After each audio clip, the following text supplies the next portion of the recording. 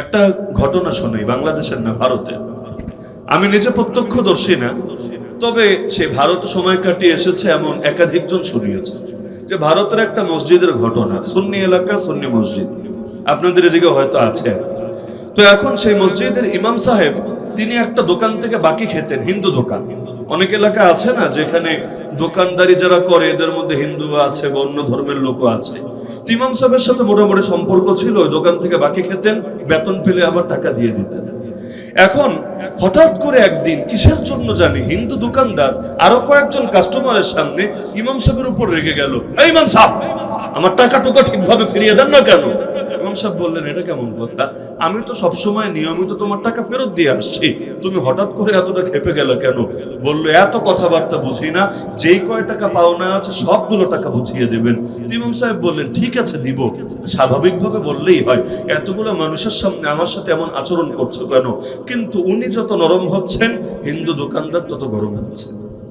এক পর্যায়ে তিনি ভাবলেন, ঠিক আছে, ওরে একটা তাহলে জনমের মতো শিক্ষা দিতে হবে। কিভাবে শিক্ষা দিবেন? মারামারি করে তো আর শিক্ষা দেওয়া যাবে না। তিনি উদ্যোগ নিলেন, ঘটনা তো ঘটনা, এখন এটা আমি কোনো মেসেজ দিচ্ছি না যে এই কাজটা আপনারও করা লাগবে বা এখান থেকে শিক্ষা আছে। আমি শুধু এটা বোঝানোর জন্য টানছি যে মুসলমান ভিন্ন মতের মুসলমানের উপর কেমন করা হতে পারে। তো ইমাম সাহেব মসজিদে এসেছে, জুমার দিন বয়ান শেষে আরবি খুতবা যখন হবে, মসজিদ একেবারে পুরো ভরা, বারান্দাও ভরা, বাইরেও মুসল্লি দাঁড়ানো। এমন সময় তিনি বললেন, আপনাদের উদ্দেশ্যে আমার ছোট্ট একটা কথা আছে। কি কথা? আপনারা অনেকে হয়তো জানেন, ওই দোকানটা থেকে আমি বাকি খেতাম। আমি শুনেছি, অন্য কোনো ঘটনার কিছু বলেন নাই, আমি তো বাকি খেতাম, আমি শুনেছি ওই দোকানদার নাকি ওয়াহাবি হয়ে গেছে, আর কিছু না। তিনি বললেন যে আমি শুনেছি দোকানদারটা ওয়াহাবি হয়ে গেছে। আমার কাছে মনে হলো বিষয়টা আপনাদেরও জানা থাকলে ভালো হবে। আমি নিয়ত করেছি আর বাকি খাবো না ওই দোকান থেকে, কোনো দরকার নাই, ওয়াহাবির দোকান থেকে খাবো না, আমি অন্য দোকান থেকে প্রয়োজনে খাবো। আপনাদের বললাম, বিষয়টা আপনাদের জানা থাকলো, কোনো উস্কানি নাই, কোনো উগ্রবাদ নাই, খালি একটা কথার কথা বলেছে আর কি। এখন জুম্মা শেষ, কোন রকম মুসল্লিরা বের হয়েছে। এখন ধীরে ধীরে দেখা যাচ্ছে শুক্রবার গেল, শনিবার গেল, রবিবার গেল, সোমবার গেল, দোকানদার পেরেশান। আশপাশের দোকানে ঠিকই কেন বেচা হচ্ছে, তার দোকানে কেউ আসছে না। কিরে, ব্যাপারটা কি? আমার দোকানে কি কুফা লাগলো নাকি? কেউ আসে না কেন আমার দোকানে, কাহিনী কি? এবার একজন দুইজনকে জিজ্ঞাসা করে, কেউ তেমন বলে টলেও না, কিন্তু বোঝা যাচ্ছে সবাই খেপে আছে তার উপর। এখন একজন বলল, আরে তুই নাকি ওয়াহাবি হয়ে গেছিস? বলে, হায় হায়, কে বলেছে এটা? না, ইমাম সাহেব বলেছে। ইমাম সাহেবের সাথে কিছু হয়েছে নাকি তোর? তুই মনে হয় তার কাছে জানিয়েছিস যে তুই মুসলমান হয়ে আবার ওয়াহাবি হয়ে গিয়েছিস। বললো, না না, এমন তো কিছু না। আচ্ছা, আমি যাই, হুজুরের সাথে বোঝাপড়া করি। এবার হুজুরের কাছে এসে পায়ে পড়ে গেছে, হুজুর আমি তো এত মায়ের পেস বুঝি না, কোনটা কোন দল, কোনটা কোন ভার্সন, এত কিছু আমার মাথায় ধরে না, কিন্তু লোকে বলা বলি করছে আমি নাকি ওয়াহাবি হয়ে গেছি। আপনার পায়ে পড়ে বলি, আমার ওয়াহাবি থেকে আবার হিন্দু বানানোর ব্যবস্থা করেন, যা লাগে তা আমি করতে রাজি আছি। আগামীতে আপনি যত মনে চায় বাকি খান, জীবনে কখনো খারাপ ব্যবহার করব না, আমার দ্বারা আর কখনো বেয়াদবি হবে না, আপনি আমার একটু হিন্দু বানানোর ব্যবস্থা করে দেন। এখন যখন তিনি দেখলেন না, আসলেই মন থেকে অনুতপ্ত হয়েছে, তিনি বললেন, ঠিক আছে ঠিক আছে, তুমি চলে যাও, বাকিটা আমি দেখছি, টেনশনের দরকার নেই। পরের জন্য এলান দিলেন, আমি শুনেছি ওই লোকটা তো ওয়াহাবি হয়েছিল, আবার নাকি হিন্দু হয়ে গেছে। সবাই চিৎকার করে উঠলো, আলহামদুলিল্লাহ, শুকর আলহামদুলিল্লাহ। যদিও একটা কাহিনী, কিন্তু এমন হালত অনেকের মনে আছে কিনা? আরে অনেকের মনে আছে কিনা যেই পরিমাণ গালি সাধারণ মুসলমানদেরকে দেয়, আর হাজার ভাগের এক ভাগ রাগও কাফের মুশরিকদের সামনে দেখায় না।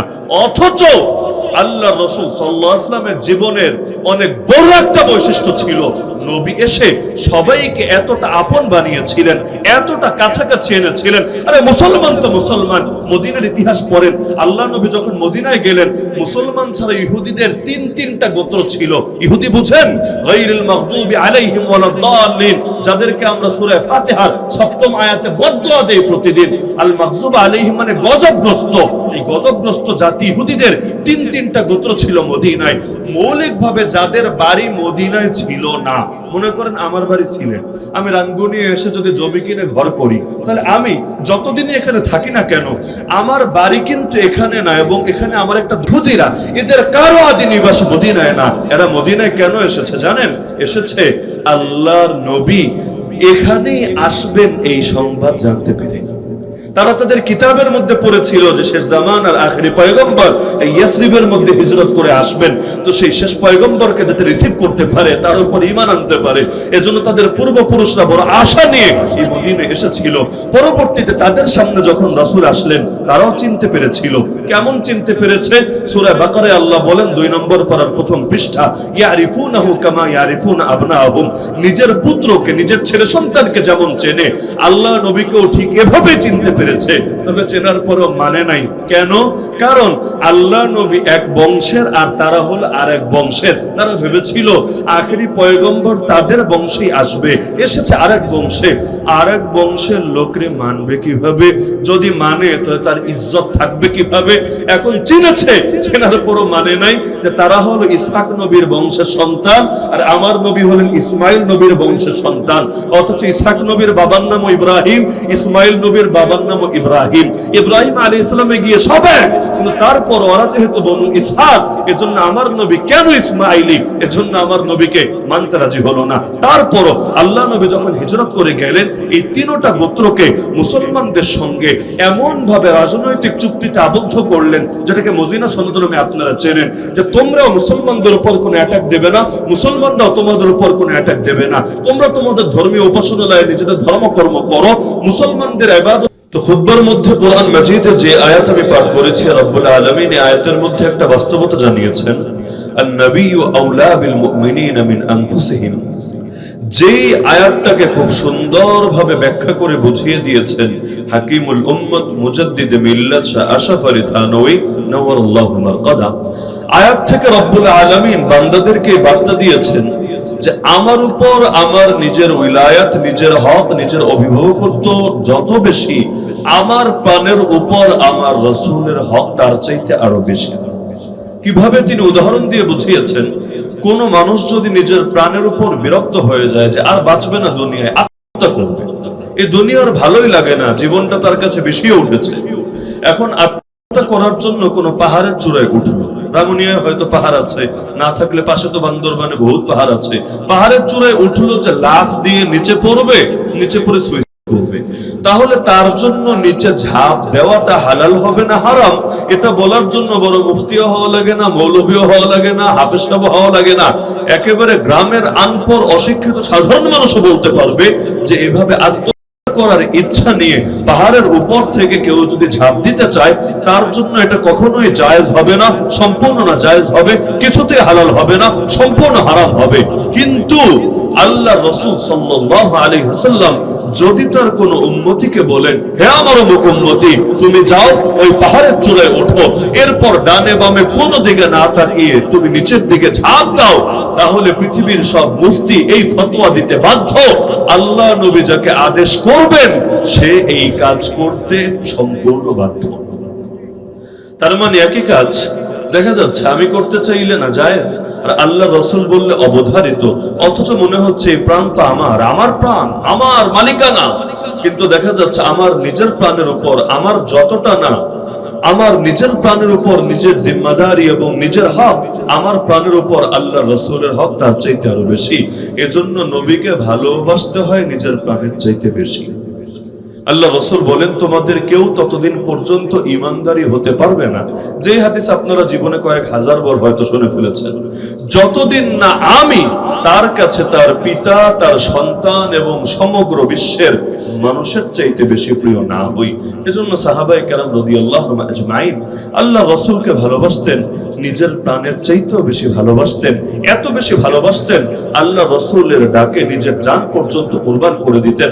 ওরা পর্যন্ত স্বীকার করতে বাধ্য হয়েছে মুশরিক নেতা হয়েও যে তোমরা কার বিরুদ্ধে যুদ্ধের প্রস্তুতি নিচ্ছ? আরে দুনিয়াতে বহু রাজা বাদশার দরবারে গিয়েছি, কিন্তু এমন কাউকে আমি দেখি নাই যে তার সঙ্গীরা তাকে এত বেশি ভালোবাসে যতটা মুহাম্মদ সাল্লাল্লাহু আলাইহি ওয়াসাল্লামের সঙ্গীরা তাকে ভালোবাসে। তার মুখ থেকে থুথু বের হলে ওই থুথু জমিনে পড়তে পারে না। আর এটা কার আগে কে নেবে প্রতিযোগিতা শুরু হয়ে যায়, যেই আগে নিতে পারে সে এটা নিয়ে নিজের গায়ে বরকত হিসেবে মাখিয়ে নেয়। তো আজকের মাহফিলের শিরোনামই তো শান রিসালাত সাল্লাল্লাহু আলাইহি ওয়াসাল্লাম, আল্লাহ রাসূলের শান এবং মান বয়ান করা। একটা বাস্তবতা হলো আল্লাহ রাসূলের শান যে কি এটা বয়ান করা রাখেন, এটা হৃদয়ঙ্গম করা, অনুভব করা, উপলব্ধি করাই আমাদের এই সাধারণ কোন মানুষের পক্ষে সম্ভবই না। মনে করেন একজন বিজ্ঞানী, কোন মাপের বিজ্ঞানী, এটাকে আমার মতো অবিজ্ঞানী কোনোদিন বলতে পারবে? একজন ডাক্তার কোন মাপের ডাক্তার, মানে ডাক্তার এমবিবিএস ডাক্তারও তো দেশে অভাব নেই, হাজার হাজার আছে। তো বিশেষজ্ঞদের মধ্যেও তো স্তরগত তারতম্য আছে। এখন আসলে শাস্ত্রীয় বিবেচনায় কার মাকাম কোন পর্যায়ে, এটা নিয়ে মন্তব্য করার মতো যোগ্যতা আমার মতো অডাক্তারদের কি আছে? আরে একজন আলেম তার ইলমি মাকাম কোন পর্যায়ে, এটা আরেকজন ভালো আলেম সে বলে দিতে পারবে। তো সাধারণ মানুষ তারা কিভাবে মন্তব্য করবে যে এই আলেমের মাকাম বেশি? সাধারণ মানুষের কাছে তো মনে হবে যার মুরিদ যত বেশি, আরে তার মাকামও তত বেশি। যার পেট যত বড় তার মাকামও মনে হয় তত বেশি। যার লেবাস যত সুন্দর তার মাকাম মনে হয় তত বেশি। এরকম বাহ্যিক বাহ্যিক জিনিস দিয়ে তো মানুষ মাপতে চাইবে।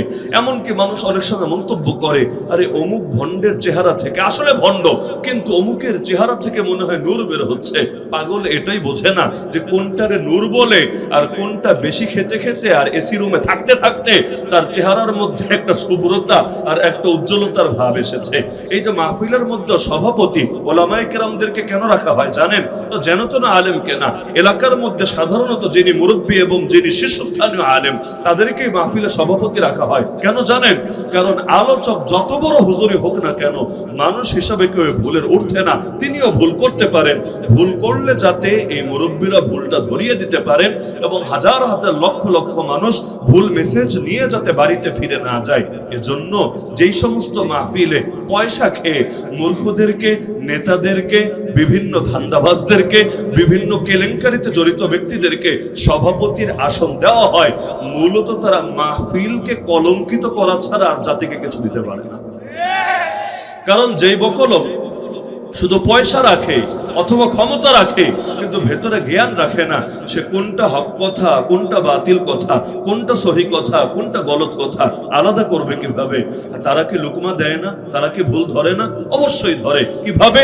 যেই কথার নেত্রীর বিরুদ্ধে যাবে ওই কথার ভুল ধরবে, যেই কথার দলের বিরুদ্ধে যাবে ওই কথার ভুল ধরবে। যার কারণে দেখবেন মাঝে মধ্যে মাহফিলের প্যান্ডেল পর্যন্ত মারামারি শুরু হয়ে যাবে হুজুরদের সাথে। কেন? কারণ এক বকলম এসে লুকমা দিতে চেয়েছে হুজুরকে। আরে লুকমা দিতে চাইলে তো আগে তোমাকে জ্ঞানী হতে হবে। রমাদানুল মুবারক এক হাফিজ সাহেব তারাবি পড়ায় আর এক হাফিজ সাহেব পেছনে দাঁড়িয়ে থাকে। পেছনে থাকা হাফিজ সাহেবের কাজ কি? একজন হাফিজ রাখলেই তো চলে। জব আপনারাই জানেন যে সামনে যিনি আছেন তিনিও তো মানুষ, ভুল তার হতে পারে। ভুল যদি হয়, বকলমরা যদি লুকমা দেয় অবস্থাটা কি হবে? এজন্য হাফেজের লুকমা যে দেবে সেও হাফেজ হতে হবে। সে যখন হাফেজ হবে তার লুকমাটাও তখন পারফেক্ট হবে। তো আল্লাহ রাসূল সাল্লাল্লাহু আলাইহি ওয়াসাল্লামের শান যে আসলে কত বেশি, এটা আমাদের মতো মানুষ যারা কোনোদিন রিসালাত এবং নবুয়তের হাকিকতে বুঝতে অক্ষম তারা এটা অনুভব করবে কিভাবে? আল্লাহ রাসূলের শান বোঝার জন্য আমাদেরকে আশ্রয় নিতে হয় রবের বাণী, রাসূলের ফরমান এবং সাহাবায়ে কেরামের থেকে বর্ণিত হাদিসগুলোর দিকে। কিসের জন্য? কারণ রব নিজেই যেখানে খুলে খুলে কোরআনের পাতায় রাসূলের শান বয়ান করেছেন, এর চাইতে বড় সোর্স আর বড় সূত্র আমাদের জন্য কি হতে পারে? তা আল্লাহ রাসূল সাল্লাল্লাহু আলাইহি ওয়াসাল্লাম তার মধ্যে কোন জিনিসের কমতি ছিল রে ভাই? জাহেরি বলেন, বাতিনি বলেন, বাহ্যিক বলেন, অভ্যন্তরীণ বলেন, একটা একটা যদি দেখতে শুরু করেন, বাহ্যিক দিক থেকেও আল্লাহ তাকে বানিয়েছিলেন সবার চাইতে বেশি কামেল। যেমন ধরেন সৌন্দর্য, সৌন্দর্যের দিক থেকে কারো কারো মনে হতে পারে ইউসুফ আলাইহিস সালাম না সবচাইতে বেশি সুন্দর।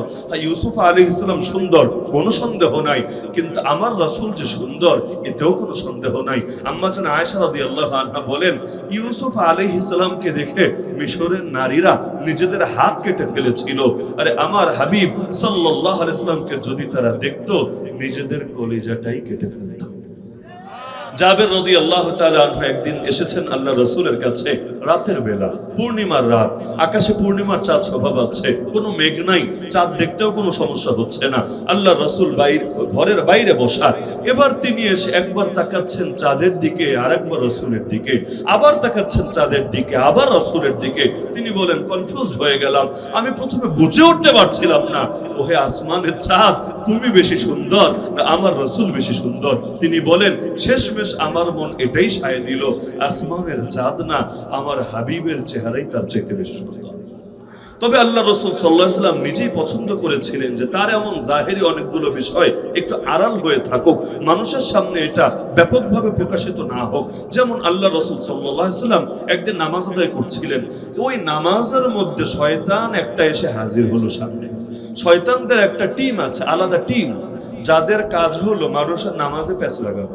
রাকাত কি 3টা হলো না 4টা হলো, কেরাত কি এটা পড়ছিলাম না ওটা পড়ছিলাম, এই যে নামাজে প্যাচ ট্যাচ লাগে না, এই প্যাচ লাগানোর জন্য শয়তানের আলাদা একটা টিম বরাদ্দ আছে, যাদের কাজই ঘুরে ঘুরে মুসল্লিদের নামাজের মধ্যে প্যাচ লাগানো। তো শয়তান বাবাজি রাস্তা ভুল করেছে, দুনিয়াতে আর কাউরে পেল না, আল্লাহ রাসূলের কাছে এসে হাজির হয়েছে, ভেবেছে যদি এখানে একটু ধান্দা টান্দা করা যায় আর কি, যতটুকু পারা যায় মন্দ না। আল্লাহ রাসূল সাল্লাল্লাহু আলাইহি ওয়াসাল্লাম নামাজের মধ্যেই তারা ধরে ফেললেন। শয়তানের ক্ষমতা বেশি না রাসূলের ক্ষমতা বেশি? কোথায় রাসূলকে দেওয়া রবের পক্ষ থেকে মুজিজা আর কোথায় শয়তানের শয়তানি শক্তি? কিয়ামতের আগে দেখবেন না যে দুনিয়ায় কুফরের সবচাইতে বড় পরাশক্তি যেটা, কুফরের সবচাইতে বড় পরাশক্তি কোনটা?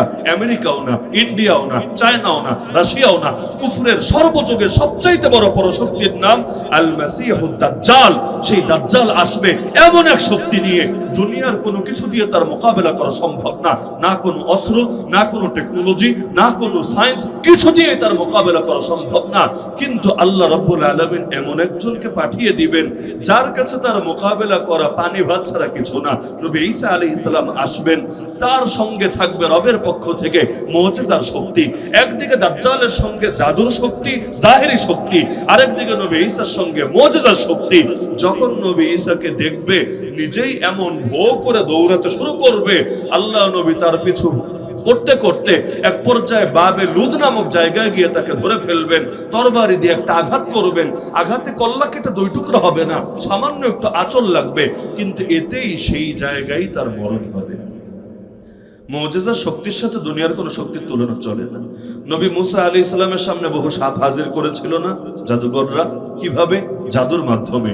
আল্লাহ নবী মুসা প্রথমে ভয় পেয়ে গিয়েছিলেন, কোরআনে আছে ফাআউজাসা ফি নাফসিহি খিফাতাম মুসা, মুসা তার অন্তরে একটু ভয় অনুভব করলেন। আল্লাহ সান্ত্বনা দিচ্ছেন, কুল না, আমি আল্লাহ বললাম লা তাখাফ, ভয় পেও না মুসা, ইন্নাকা আনতাল আলা, তুমি হবে বিজয়ী। পেরেশানির কোনোই কারণ নাই।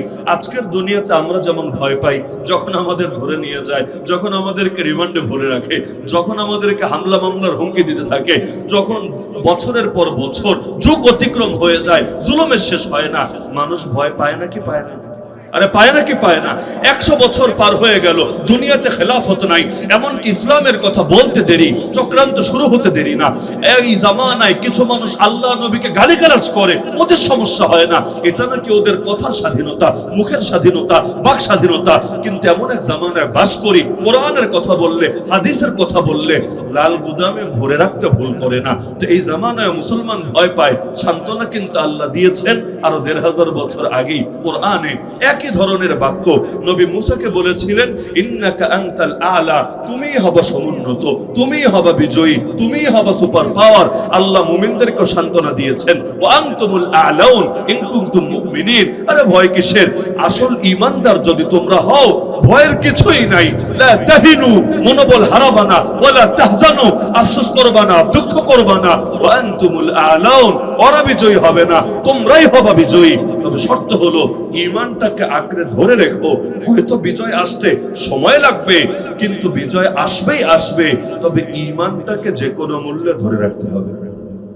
তো নবী মুসা আলাইহিস সালামের সামনে কত কত সাপ এনে হাজির করলো। আল্লাহ নবীকে আল্লাহ সান্ত্বনা দিয়ে বললেন, আরে তোমার হাতে যে লাঠি আছে ছুঁড়ে ফেলো। কি হবে ছুঁড়ে ফেললে?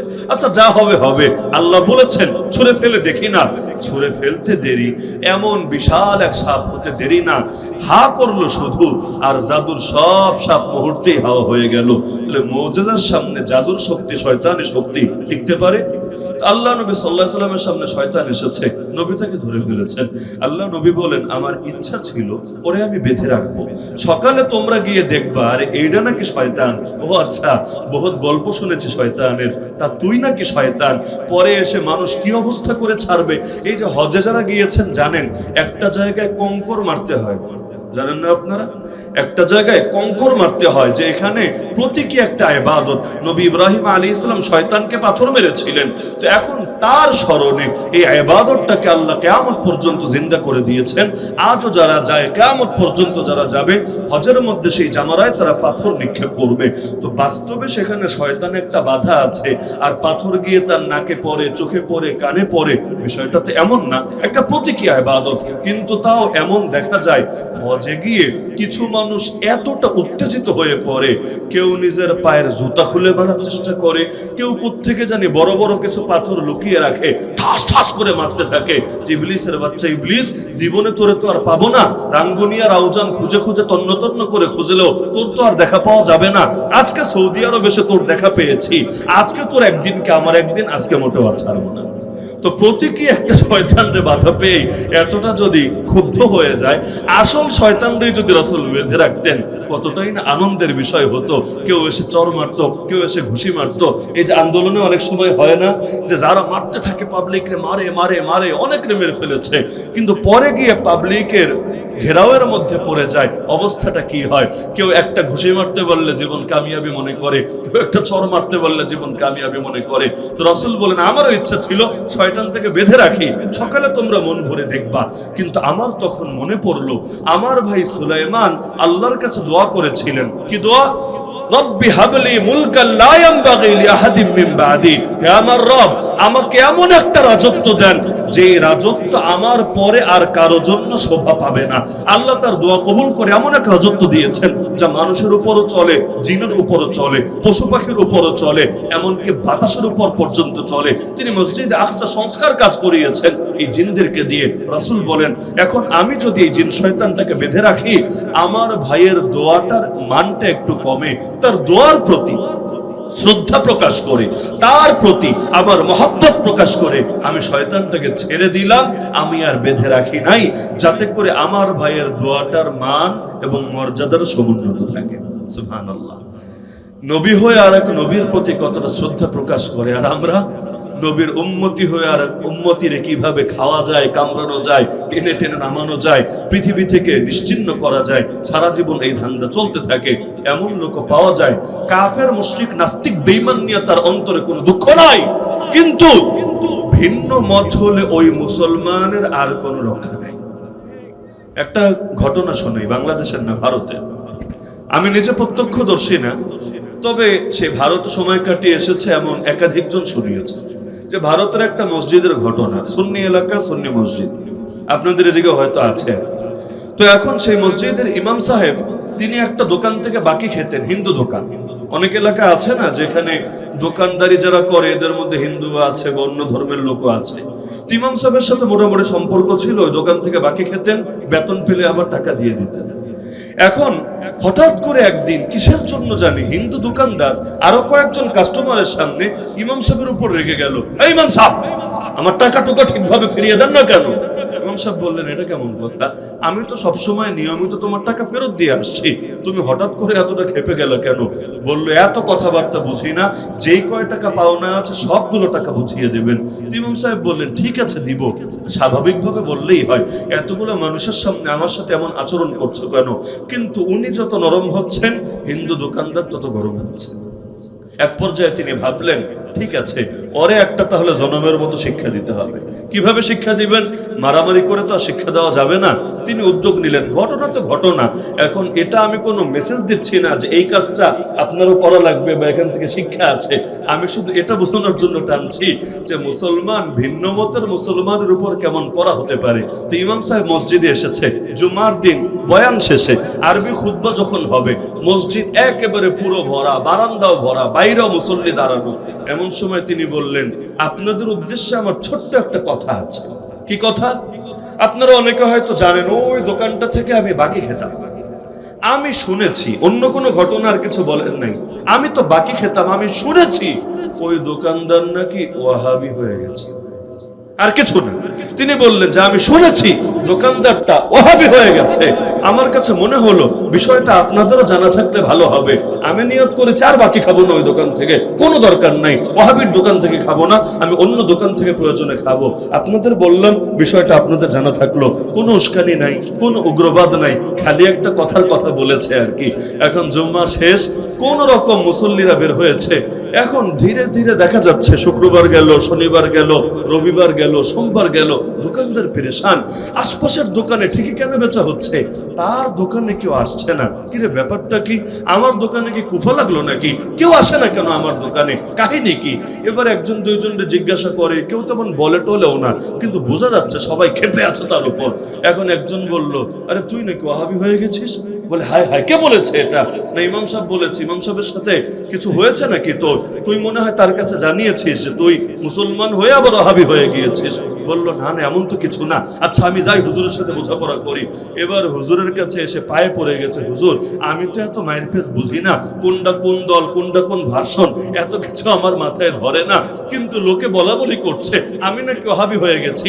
আপনার পায়ে পড়ে বলি, আমার ওয়াহাবি থেকে আবার হিন্দু বানানোর ব্যবস্থা করেন, যা লাগে তা আমি করতে রাজি আছি। আগামীতে আপনি যত মনে চায় বাকি খান, জীবনে কখনো খারাপ ব্যবহার করব না, আমার দ্বারা আর কখনো বেয়াদবি হবে না, আপনি আমার একটু হিন্দু বানানোর ব্যবস্থা করে দেন। এখন যখন তিনি দেখলেন না আসলেই মন থেকে অনুতপ্ত হয়েছে, তিনি বললেন ঠিক আছে ঠিক আছে, তুমি চলে যাও, বাকিটা আমি দেখছি, টেনশনের দরকার নেই। পরের জুমায় এলান দিলেন, আমি শুনেছি ওই লোকটা তো ওয়াহাবি হয়েছিল, আবার নাকি হিন্দু হয়ে গেছে। সবাই চিৎকার করে উঠলো আলহামদুলিল্লাহ, শুকর আলহামদুলিল্লাহ। যদিও একটা কাহিনী, কিন্তু এমন হালত অনেকের মনে আছে কিনা?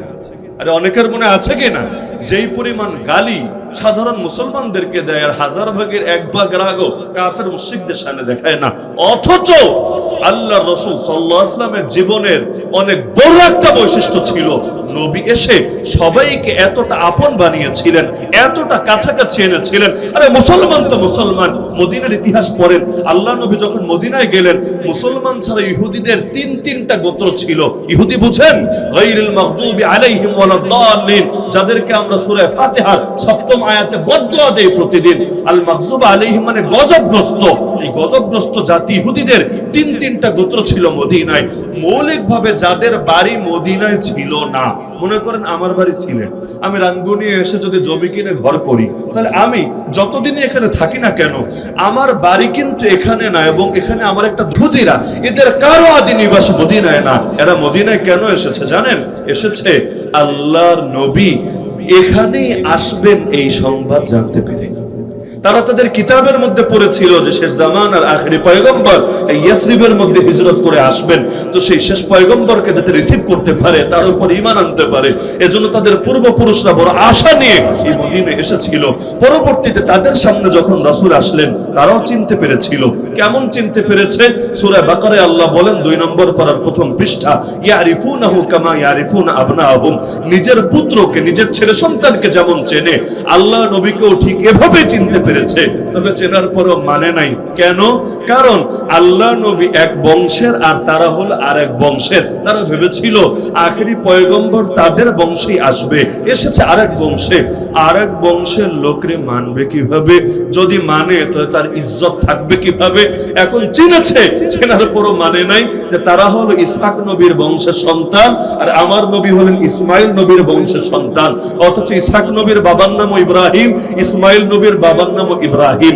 ইব্রাহিম আলাইহিস সালামে গিয়ে সবে, কিন্তু তারপর ওরা যেহেতু বনু ইসহাক, এজন্য আমার নবী কেন ইসমাইলি, এজন্য আমার নবীকে মানতে রাজি হলো না। তারপরও আল্লাহ নবী যখন হিজরত করে গেলেন, এই 3টা গোত্রকে মুসলমানদের সঙ্গে এমন ভাবে রাজনৈতিক চুক্তিতে আবদ্ধ করলেন, যেটাকে মদিনা সনদ নামে আপনারা চেনেন, যে তোমরাও মুসলমানদের উপর কোনো অ্যাটাক দেবে না, মুসলমানরাও তোমাদের উপর কোনো অ্যাটাক দেবে না, তোমরা তোমাদের ধর্মীয় উপাসনালয়ে নিজেদের ধর্মকর্ম করো, মুসলমানদের ইবাদতে বাধা দিবা না, মুসলমানরাও তোমাদের গায়ে পড়ে এসে বাধা দেবে না। তো যেখানে রাজনৈতিক চুক্তি আল্লাহর রাসূল এই ইহুদিদের সাথে পর্যন্ত করলেন, এমনকি কোরআনে আছে, ইয়া আহলাল কিতাব তাআলাউ ইলা কালিমাতিন সাওয়াইন বাইনানা ওয়া বাইনাকুম আল্লা না'বুদা ইল্লাল্লাহ ওয়া লা নুশরিকা বিহি শাইআ ওয়া লা ইয়াত্তাখিযা বা'দুনা বা'দান আরবাবান মিন দুনিল্লাহ। হে নবী বলে দেন, হে আহলে কিতাব, আহলে কিতাব মানে ইহুদি আর খ্রিস্টানরা, শোনো, যেই বিষয়ে তোমাদের মধ্যে আর আমাদের মধ্যে ভিন্নতা নাই, ওই বিষয়ে অন্তত একমত হও। সেটা কি? যে আল্লাহ ছাড়া কারো ইবাদত চলবে না, লা ইলাহা ইল্লাল্লাহ। কারণ সব নবীর কালেমা ছিল এটা। তো মুহাম্মদুর রাসূলুল্লাহকে মানতে যদি সমস্যা থাকে, অন্তত এই লাইনে একমত হও, লা ইলাহা ইল্লাল্লাহ। এই ক্ষেত্রে তো অন্তত ঐক্য থাকতে পারে। তো যেখানে আল্লাহর রাসূল এভাবে দূরত্বগুলো ঘুচিয়ে দিলেন, মদিনায় গেলেন, মুসলমানদের দুইটা গোত্র ছিল, আউস আর খাজরাজ। এদের মধ্যে 100 বছরের অধিক সময় ধরে যুদ্ধ আর যুদ্ধ চলে আসছিল। আল্লাহ রাসূল তাদেরকে এমন আপন বানিয়ে দিলেন, নিজের ভাইকে যতটা আপন মনে করত, মুমিন ভাইকে তার চাইতে বেশি আপন মনে করত। এমনকি যারা মক্কা থেকে হিজরত করে আসলো, বা যারা আরব দেশেরই লোকেরা, বাইরের লোক, যেমন বেলালে হাবশি, বাড়ি তার আফ্রিকা, হাবাসায়, কালো মানুষ। তো এই কৃষ্ণাঙ্গকে, এই অনারবকে আরব জাতি যে খুব ভালো চোখে দেখতো অতীতে, তা না, কিন্তু আল্লাহ নবী তাকেও এমন ভাবে অন্যান্য সাহাবীদের সঙ্গে মিলিয়ে দিলেন, এই মদিনা সাহাবীরা তাদের জন্য সর্বস্ব উজাড় করে দিতে রাজি থাকলেন। তাহলে আল্লাহ নবীর জীবনের বড় একটা বার্তাই হলো বিভক্ত জাতিকে ঐক্যবদ্ধ করা, আর আমাদের জীবনের বড় একটা লক্ষ্যই হলো ঐক্যবদ্ধ জাতিকে আরো যত পারো বিভক্ত করা। কাফের মুশরিকরা চাই এটা। এই যে দুনিয়াতে মুসলমানের সংখ্যা কত জানেন? প্রায় 200 কোটি। কত? আর 70 বছরের অধিক সময় ধরে আমাদের প্রথম কেবলাটা দখল করে রেখেছে যারা, ইসরায়েলের ইহুদিরা, ওদের সংখ্যা কত জানেন? মাত্র 1 কোটি সামথিং, 1 কোটির কিছু বেশি। এর মধ্যে বুড়া আছে, মহিলা আছে, অসুস্থ আছে, কত কিছু আছে। এগুলো বাদ দিলে সংখ্যাটা 1 কোটির অনেক কম। তাও ধরলাম 1 কোটি, মুসলমান 200 কোটি। আমাকে বলেন আপনাদের অঙ্কের হিসাব অনুসারে 1 কোটি বেশি না 200 কোটি বেশি? আমরা তো সেই জাতি, যখন সংখ্যায় কম থাকে তখনও পৃথিবীর কেউ আমাদের হারাতে পারে না। বদরের ময়দানে মুসলমান 313, কাফের 1000। জয় কি কাফেরদের হয়েছিল না মুমিনদের হয়েছিল? আজকের দুনিয়ায় ওরা 1 কোটি আর আমরা আছি 200 কোটি। আরে 200 কোটি মুসলমান, হাতে অস্ত্রও লাগবে না, না পারমাণবিক বোমা, না ক্ষেপণাস্ত্র, না অন্য কোন আধুনিক কোন টেকনোলজি দিয়ে বানানো কোন অস্ত্র। 200 কোটি মুসলমান একসঙ্গে গিয়ে যদি ইসরায়েলের দিকে ছুটতে থাকে, যার যা আছে তা নিয়ে যদি এই কাফের, এই উগ্রদের উপর ঝাঁপিয়ে পড়ে, পৃথিবীর এমন কোন শক্তি ওদের হাতে নাই যেটা দিয়ে 200 কোটি মুসলমানের মোকাবিলা করে মুসলমানদের প্রথম কেবলা আরো দখল করে রাখতে পারে। আল্লাহ তো দিতে আমাদেরকে কম দেন নাই, দুনিয়ায় বহুত কিছু দিয়েছেন। একদিকে সংখ্যা দিয়েছেন, আরেকদিকে সম্পদ দিয়েছেন। দুনিয়ার অনেক দামি দামি সম্পত্তি দেখেন মুসলিম দেশের মাটির নিচে আল্লাহ রেখে দিয়েছেন। যেই দেশগুলো সেই সূচনা লগ্ন থেকে আজও পর্যন্ত মুসলিম চেতনা ধারণ করে, তাদের মাটির নিচে দামি দামি মাল আল্লাহ রেখে দিয়েছেন। এরকম বলতে চাইলে বহুত বলা যাবে, আল্লাহ কম দেন নাই আমাদেরকে। কিন্তু প্রথম ভাগ হয়েছে আমরা দেশের নামে, যে আমি বাংলাদেশি আলাদা জাতি, তুমি ভারতীয় আলাদা জাতি, সে পাকিস্তানি আলাদা জাতি, সে আফগানিস্তানি আলাদা জাতি, সে ফিলিস্তিনি আলাদা জাতি। তো প্রথম কেবলা দখল হয়েছে, তাতে কি? এটা তো ফিলিস্তিনের অভ্যন্তরীণ ব্যাপার, বাংলাদেশের তাতে কি? লড়াই করবে কারা? ফিলিস্তিনে থাকে যারা। তো গাজার মধ্যে মুসলমানের সংখ্যা মাত্র 23 লাখ, 2.3 মিলিয়ন, যার মধ্যে অসুস্থ অনেকে, যার মধ্যে বুড়া, একেবারে ছোট বাচ্চা, অসুস্থ, মাজুর, বিভিন্ন ক্যাটাগরির লোক আছে। তারপরও এই 2.3 মিলিয়ন মানুষগুলোর মধ্যে কিছু লোক যাদের সংখ্যা মাত্র কয়েক হাজার, তারাই জিহাদ করে এই 70 বছরের অধিক সময় ধরে কাফেরদেরকে এখনো পর্যন্ত প্রকম্পিত করে রেখেছে। এমনকি এখন তো সেপ্টেম্বর, গত বছরের সেই অক্টোবরের কথা তো আপনাদের মনে থাকার কথা। 7 অক্টোবর থেকে এমন এক লড়াই শুরু করেছে এই গুটি কয়েক বান্দা মিলে। ইসরায়েল কেন আমেরিকার বুক পর্যন্ত থরথর করে কাঁপতে শুরু করেছে। একটাবার চিন্তা করেন, কয়েক হাজার মুজাহিদ মিলে যদি এই আমেরিকার, যদি ইসরায়েল, যদি এই গোটা শয়তানি শক্তির ঘুম হারাম করতে পারে, তাদের সঙ্গ যদি দিত পৃথিবীর আয়াত কয়েক কোটি মুসলমান, তাহলে দুনিয়ার চিত্রটা আজ কি হতো? তার প্রথম ভাগ হয়েছে দেশে দেশে। বাবরি মসজিদ ভেঙে রাম মন্দির বানিয়েছে, বানাক, ব্যাপার না, এটা ভারতের অভ্যন্তরীণ ব্যাপার। বাংলাদেশের কি, পাকিস্তানের কি, সৌদি আরবের কি, অমুকের কি, তমুকের কি, ওদের অভ্যন্তরীণ ব্যাপার। কাশ্মীরে কয়েক হাজার মানুষ মেরে ফেলেছে, হাজার হাজার মা বোনদেরকে ধর্ষণ করেছে, করুক না, এটা অন্যদের অভ্যন্তরীণ ব্যাপার। আমাদের মাথা ব্যথার কি? তো এক ভাগ করেছিল, 1 নম্বরে দেশ দেশ দেশ। তো পরিচয় হিসাবে দেশ, এটা তো ভালো। আল্লাহ নবীর জামানায় পরিচয় হিসাবে দেশ ছিল না? আরে ছিল না? সালমান, বুড়া সাহাবী সালমান ফারিসি। ফারিসি অর্থ বুঝেন? ফারিসি মানে ইরানের বাসিন্দা, পারস্য দেশের বাসিন্দা। তাহলে নামের সঙ্গেই তো দেশের পরিচয়। বেলালে হাবশি, তো এই হাবাসা ইথিওপিয়া দেশের নাম, নামের সঙ্গেই আছে তার দেশের পরিচয়। তো দেশের পরিচয় তো সমস্যা না, তো দেশকে কেন্দ্র করে নিজেকে আলাদা জাতি বানিয়ে ফেলা আর মুসলমানের দুর্দিনে মুসলমানের পাশে না দাঁড়ানো, এটা তো সমস্যা। না হলে আজ প্রথম কেবলা নিয়েছে, দুদিন পর যদি বর্তমান কেবলার উপর হামলা করে আর আমরা যদি প্রতিবাদে মুখর হতে যাই, তখনও কিছু মাথা মোটা বলবে আর এক দেশের অভ্যন্তরীণ ব্যাপার, তোর এখানে নাক গলাতে কিসের কারণ দেখা দিয়েছে।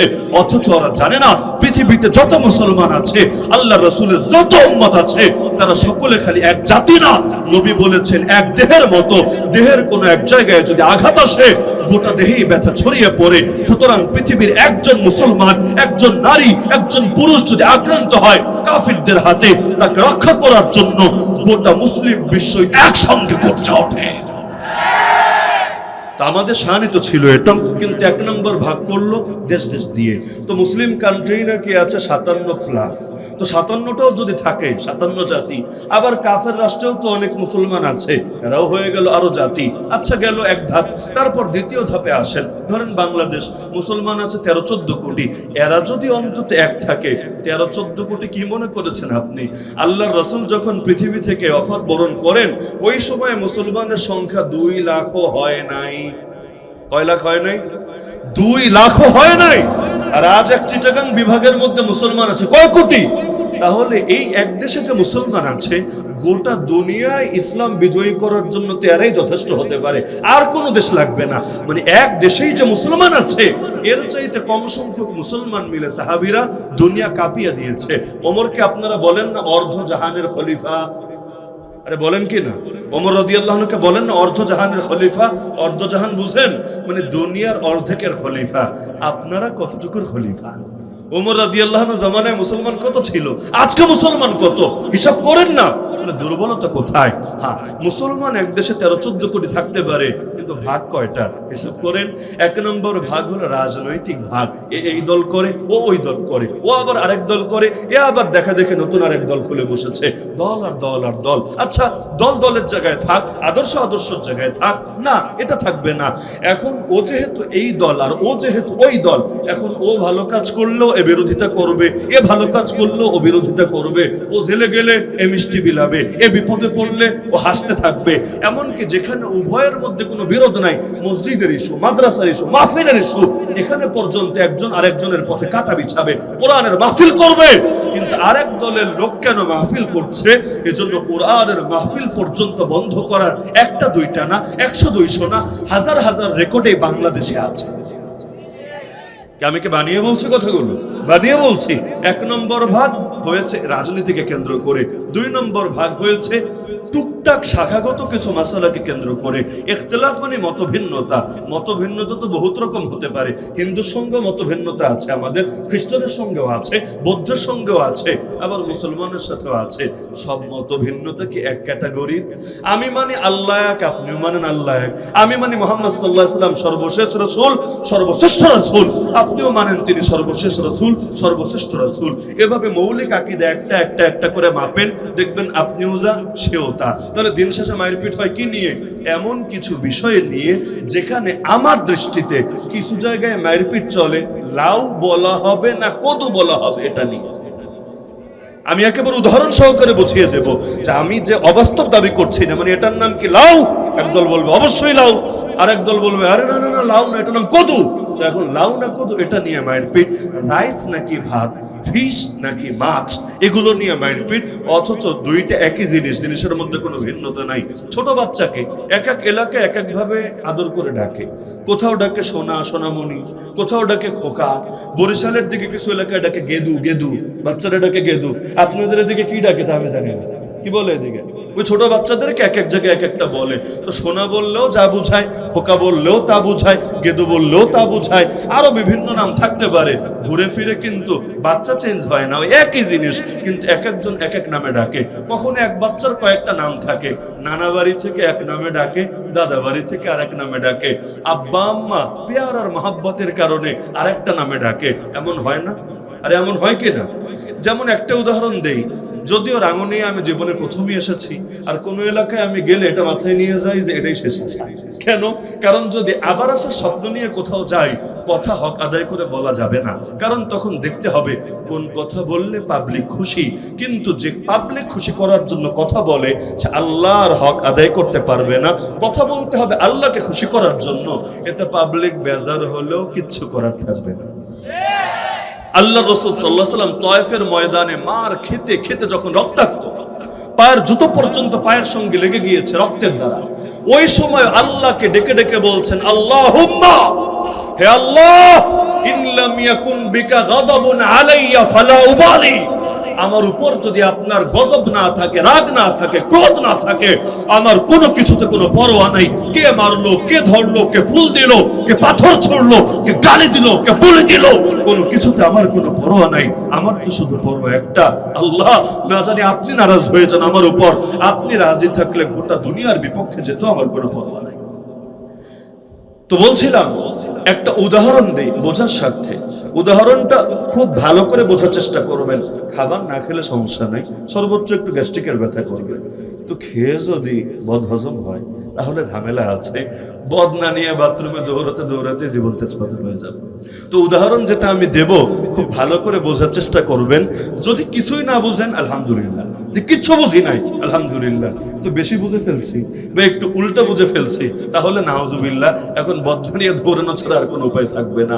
আমি উদাহরণ দিচ্ছি কোনো পক্ষ অবলম্বন ছাড়া। পক্ষ বুঝেন, এ আর বি, মনে করেন দুইটা ব্যক্তি দুইটা দল, কারো পক্ষ নিচ্ছি না, জাস্ট উদাহরণ দিচ্ছি। যেমন আমাদের দেশে একটা বিতর্ক চলে প্রচুর পরিমাণে। আল্লাহ রাসূল সাল্লাল্লাহু আলাইহি ওয়াসাল্লাম, নবীর নাম শুনলে দুরূদ পড়তে কি বলে দেওয়া লাগবে নাকি? নবীর মহব্বত যাদের আছে, যে কয়বার আমি নাম বলবো অটো বলে ফেলবেন, আর মহব্বত না থাকলে কষ্ট করে বলার দরকার নেই। আল্লাহর রাসূল সাল্লাল্লাহু আলাইহি ওয়াসাল্লাম তিনি কি গায়েব জানতেন নাকি জানতেন না? এটা নিয়ে আমাদের দেশে কিলাকুলি, ঘুষাঘুষি, মারামারি চলে নাকি চলে না? চলে নাকি চলে না? আমি নিজে ব্যক্তিগতভাবে উভয় পক্ষের একাধিক বরেণ্য ব্যক্তির সাথে আলাপ করেছি, যে যারা বলছে নবী গায়েব জানেন তারা কি বোঝাচ্ছেন, যারা বলছেন নবী গায়েব জানেন না তারা কি বোঝাচ্ছেন। কেন? কারণ উভয়ের ফতোয়ায় উভয় কাফের। যারা বলে নবী গায়েব জানে তারা বলবে যারা জানে না ওরা কাফের। কেন? ওরা বলেছে নবী নাকি জানে না, ছি, নবীর শানে বেয়াদবি করেছে, গুস্তাখি করেছে।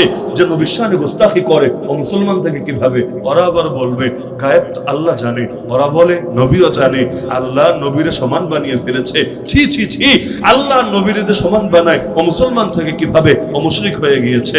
এখন উভয় জাহান্নামের টিকিট বিক্রি করে। তুই একটা নিয়ে যা, সোজা জাহান্নামের দিকে ছুটতে থাক, তুই আরেকটা নিয়ে যা, তুইও জাহান্নামের দিকে ছুটতে থাক। সবার কাছে টিকিট আছে, খালি কথা বলতে দেরি, টিকিট হাতে ধরিয়ে দিতে দেরি না। আমি আলাদা আলাদা আলাপ করে দেখলাম যে আপনারা কি বুঝাচ্ছেন, আপনারা কি বুঝাচ্ছেন। আমি সির্ফ একটা উদাহরণ দিচ্ছি, এর বাইরেও ভিন্ন মত থাকতে পারে, এর বাইরেও ভিন্ন ব্যাখ্যা থাকতে পারে, সেটা আমার এই কথার সাথে প্রাসঙ্গিক না। যারা বলছে যে নবী গায়েব জানেন, জিজ্ঞেস করলাম আপনারা কি বুঝান? যে আল্লাহ গায়েব জানেন, নবী গায়েব জানেন, মানে আল্লাহ এবং তার নবী জানার ক্ষেত্রে, গায়েব জানার ক্ষেত্রে সমান। বললো নাউজুবিল্লাহ, নাউজুবিল্লাহ, নাউজুবিল্লাহ, কিছুতেই এটা না। তাহলে কি বুঝান? যে আমরা বুঝাই আল্লাহর জ্ঞান অসীম। অসীম বুঝেন? সীমা নাই। নবীর জ্ঞান সসীম, সসীম, সীমা আছে। নবীর জ্ঞান তার নিজস্ব জ্ঞান না, আল্লাহ প্রদত্ত জ্ঞান, আল্লাহর দেওয়া জ্ঞান। আর আল্লাহর জ্ঞান কারো দেওয়া জ্ঞান না, প্রদত্ত জ্ঞান না, নিজস্ব জ্ঞান। তার মানে মালিক আল্লাহ, আসল জ্ঞানী, সর্বজ্ঞানী আল্লাহ। আল্লাহ তার জ্ঞানের ভান্ডার থেকে এক একজনকে এক এক রকম দিয়েছেন। সবচাইতে বেশি যাকে দিয়েছেন তার নাম মুহাম্মদুর রাসূলুল্লাহ সাল্লাল্লাহু আলাইহি ওয়াসাল্লাম। এবার ধরলাম যারা বলছে জানি না, আপনারা কি বুঝাচ্ছেন? যে নবী এই যে কিয়ামতের দিন কি হবে, জান্নাতে কি হবে, জাহান্নামে কি হবে, আল্লাহর খলিফা মাহদী আসবেন, দাজ্জাল আসবে, ঈসা আলাইহিস সালাম আসবেন, গাজওয়াতুল হিন্দ হবে, এই যে এত এত এত এত ভবিষ্যৎবাণী করলেন, এগুলো তো গায়েব, এগুলো তো হাজির না। হাজির মানে প্রেজেন্ট, বর্তমান। নবী যখন বলছেন এগুলো বর্তমান না ভবিষ্যৎ, কোনোটা এখনো আসেই নাই দুনিয়ায়। মাহদী এসেছে, ঈসা আলাইহিস সালাম এসেছে, আমার নবী ১৫০০ বছর আগে বলে গিয়েছেন।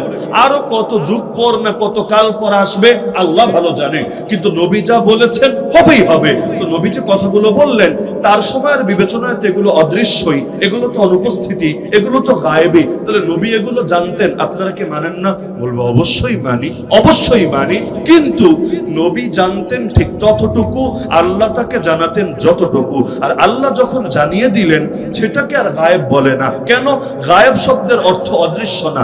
গায়েব মানে হলো যেটা পঞ্চ ইন্দ্রিয় দ্বারা অথবা আকল দ্বারা অনুভব করা যায় না, চোখ দিয়ে দেখা যায় না, হাত দিয়ে ধরা যায় না, নাক দিয়ে ঘ্রাণ নেওয়া যায় না, ত্বক দিয়ে স্পর্শ করা যায় না, কান দিয়ে শোনা যায় না, এমনকি আকল দিয়েও চিন্তা ফিকির করা যায় না। আসমানে ফেরেশতা আছে, এটাকে চোখ দিয়ে দেখা যায়, কান দিয়ে শোনা যায়, হাত দিয়ে ধরা যায়, ত্বক দিয়ে স্পর্শ করা যায়? কিছুই তো না। নাক দিয়ে ঘ্রাণ নেওয়া যায় না। তারপরে বিশ্বাস করি না কি করি না? কেন? কারণ গায়েবের এই ইলম আমাদেরকে আল্লাহ দিয়েছেন তার কিতাবের মাধ্যমে। এজন্য আমাদের ঈমান আমরা এনেছি আমানতু বিল্লাহি ওয়া মালাইকাতিহি, ঈমান আনলাম আল্লাহর উপর, ঈমান আনলাম আল্লাহর ফেরেশতাদের উপর। তো যেই জিনিস কোনোভাবে জানা যায় না সেটাকে গায়েব বলে। তো আল্লাহ যখন তার নবীকে জানিয়ে দিলেন, নবীর বিবেচনায় এটা হাজিরি হয়ে গেল। যদি আমার বিবেচনায় গায়েব, নবীর বিবেচনায় হাজির হলো। কিভাবে? একই জিনিস পার্থক্য হতে পারে। মনে করেন একটা শকুন কত মাইল দূরে দেখে আর একটা মানুষ কতটুকু দূরে দেখে। আমার বিবেচনায় 2 মাইল দূরে যা আছে ওটা গায়েব। কেন? অদৃশ্য, আমার চোখের বাইরে, আমার কানের বাইরে, আমার স্পর্শের বাইরে, আমার ঘ্রাণের বাইরে। কিন্তু ওই পাখিটার বিবেচনায় এটা বাইরে না, বরং ঠিকই সামনে আছে। তাহলে পার্থক্য হয় নাকি? হয় না। তো জ্ঞান এক একজনের এক এক রকম। আপনারা জানেন আল্লাহ বছরের এক রাতে ফেরেশতাদেরকে 1 বছরের ডিউটি বুঝিয়ে দেয়, জানেন না? তাহলে আগামী 1 বছর, মনে করেন 9 মাস 10 দিন পরে কি হবে, ওই ফেরেশতাটা এখন জানছে নাকি জানছে না? ফেরেশতা জানছে, আমি কিন্তু জানতে পারছি না। মায়ের পেটে যখন বাচ্চা আসলো ওই সময় ধরেন যখন বাচ্চার বয়স 1 সপ্তাহ, ডাক্তারও কিন্তু জানে না বাচ্চাটা ছেলে নাকি মেয়ে। কিন্তু ওই বাচ্চার খেদমতে নিয়োজিত সেই ফেরেশতা, সে জানে কি না যে এটা ছেলে নাকি মেয়ে? খালি ছেলে মেয়ে না, হাদিসের মধ্যে তেমন আছে যে 5টা জিনিস চূড়ান্ত লিখে দেওয়া হয় সেই পেটে থাকা কালীনই। এর মধ্যে সে তার রিজিক কি হবে, সে সৌভাগ্যবান হবে না হতভাগা হবে, তার মরণ কোথায় হবে, সব ফয়সালা হয়ে গিয়েছে। তো ইলম আল্লাহ সবাইরে সমান দেন না। আল্লাহ নবীকে অনেক ইলম দিয়েছেন, যা দিয়েছেন সব তো জানেন।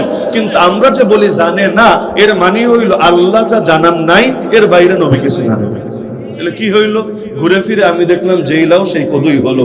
যারা বলে জানে না তারা বুঝে আল্লাহ যা জানাইছেন তা তো জানেই, এর বাইরে কিচ্ছু জানা সম্ভব না। এটা তো স্বাভাবিক। ফেরেশতারাও বলেছে, কোরআনেও আছে, সুবহানাকা লা ইলমা লানা ইল্লা মা আল্লামতানা। হে আল্লাহ, যে ইলম শিক্ষা দিয়েছেন তার বাইরে কোনো ইলম নাই। ইলমের দাতা কে? আরে শুধু ইলমের দাতা না, সবকিছুর দাতা। দাতা বলতে কেউ যদি থাকে একজনই আছেন, নাম তার আল্লাহ। তো আল্লাহ দাতা, সেই দাতা যাকে যতটুকু দান করেছেন এর বাইরে কারো কিচ্ছু নাই, থাকা সম্ভব না। যদি বলে দাতা যা দিয়েছেন তার বাইরেও কিছু থাকতে পারে, তাহলে সেটা দিয়েছে কে? এখানেই তো শিরিকের প্রশ্ন আসবে। তাহলে যারা বলছে জানে না, যে ব্যাখ্যা দিচ্ছে, যারা বলে জানে, ব্যাখ্যা দেখি একই দিচ্ছে, কিন্তু জাহান্নামের টিকিট কিন্তু ঠিক আগে বিতরণ হয়ে গিয়েছে। আমি আগেই ক্লিয়ার করেছি, কেউ যদি 2 ব্যাখ্যার বাইরে 3 নম্বর কোন ব্যাখ্যা আনে, ওইটা তার দায়, ওটা আমার দায় না, ওটা আমার উদাহরণের স্বার্থ জরুরি না। তাহলে অনেক ক্ষেত্রে এমন হয় কিনা দেখলে শাব্দিক মারপিট চলে। আরে বলেন না, চলে কিনা? একটা উদাহরণ দিই, নগদ উদাহরণ। যদিও কেউ কেউ কষ্ট পেতে পারেন, তবে হজম ঠিক মতো হলে ব্যথা করবে না, হজম ঠিক মতো না হলে অনেক পেট ব্যথা হবে। মাজার, মাজার বলতে বাংলাদেশে 2 ধরনের জিনিস বোঝায়। এক হলো আল্লাহর ওলিরা যেখানে শুয়ে আছে, মাজার। মাজার মানে কি? যেটাকে জিয়ারত করা হয়। মাজার শব্দের অর্থ অনেকে বোঝে না। মাজার মানে কি? যেটা জিয়ারত করা হয়, কবর জিয়ারত করা হয়। তাহলে বলবেন যে সব কবরের নামে তো মাজার দেওয়া যায়, অলিদের কবরকে আলাদা করে মাজার কেন বলা হয়? এই কারণে বলা হয়, অলিদেরকে মানুষ বেশি ভালোবাসে, তাদের কবর জিয়ারতটা অন্যদের চাইতে বেশি করে। তো সেজদা তো যে কোনো জায়গায় দেওয়া যায়, পবিত্র যে কোনো জায়গায় সেজদা দেওয়া যায় না? মসজিদকে মসজিদ কেন বলা হয়? মসজিদ মানে সেজদার জায়গা। তাহলে আজকে তো মাহফিলেও হয়তো নামাজ হয়েছে, আমি জানি না, হয়তো হয়েছে। এই জায়গার নাম দেন মসজিদ, দিবেন তো না। ওই জায়গার নাম, ওই যে একটা ঘর, এই ঘরটার নাম কেন দিলেন মসজিদ? বলা হবে হুজুর ওখানে বেশি বেশি সেজদা দেওয়া হয়, এজন্য ওইটার নাম হয়েছে মসজিদ। এই যে আমরা ক্লাস করছি, এটা ইলমের একটা ক্লাস না? আমি পড়াচ্ছি, আপনি পড়ছেন, তাহলে এটার নাম মাদ্রাসা দিচ্ছি না কেন? কেন? কারণ হলো এখানে বছরে 1 দিন ক্লাস হচ্ছে, আর ওটার নাম মাদ্রাসা দিয়েছি কেন? প্রতিদিন হার হামেশা ক্লাস হচ্ছে।